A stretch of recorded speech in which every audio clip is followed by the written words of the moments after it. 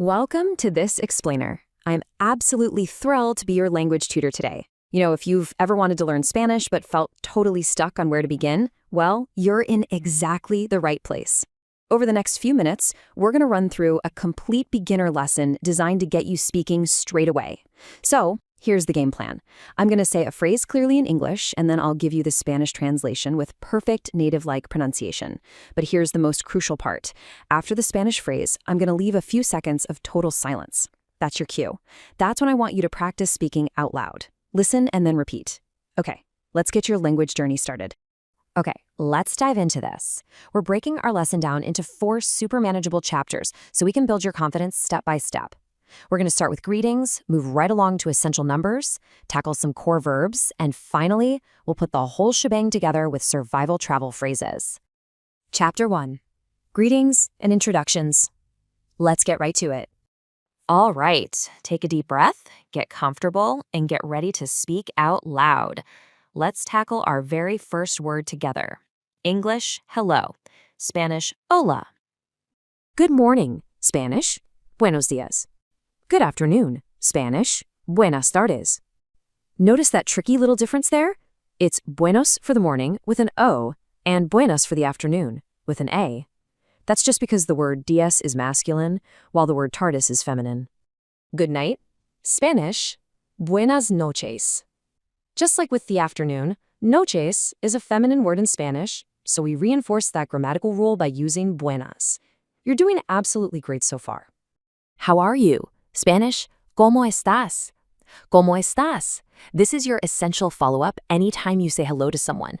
Pay close attention to that little accent mark over the A in estás. That just means you put the vocal stress right there. ¿Cómo estás? I am fine, thank you. Spanish, estoy bien, gracias. Estoy bien, gracias. When you say gracias, make sure that C has a nice soft sound, almost exactly like an S. Gracias. What is your name? Spanish, ¿cómo te llamas? See those 2 L's right next to each other in the word llamas? Well, in Spanish, a double L actually creates a Y sound, so it's pronounced llamas. ¿Cómo te llamas? My name is Spanish, mi nombre es.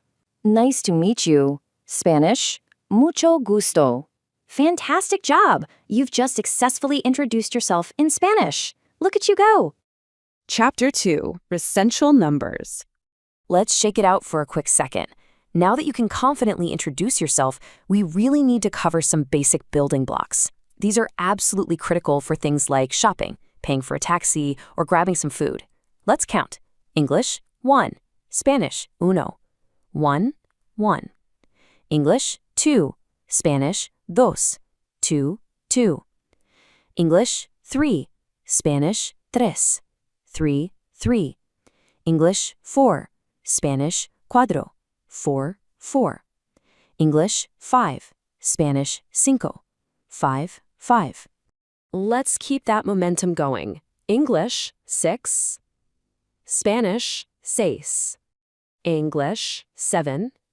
Spanish, siete. Chapter 3. Core verbs for sentence building.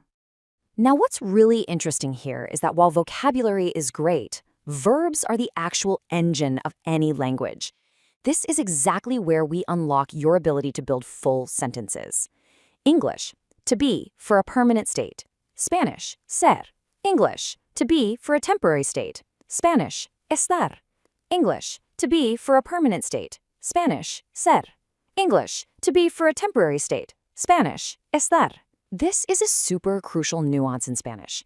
You use ser for things that don't easily change, like where you're originally from, but you use estar for things that do change, like your current emotions or your physical location.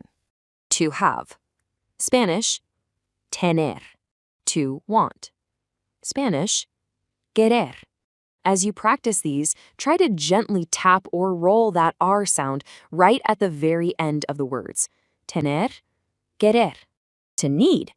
Spanish, necesitar. Necesitar. Necesitar. Necesitar. And hey, there's our old friend, the silent H popping up again in the word hablar. To go. Spanish, ir. Ir es hacer cosas. This tiny two-letter verb is literally a traveler's best friend. Ir. Keep that one firmly in your back pocket. Chapter 4, Survival Phrases for Travelers. So the crucial point is this. All those greetings, numbers, and verbs we just patiently practiced, this is where we hit the ground running with them.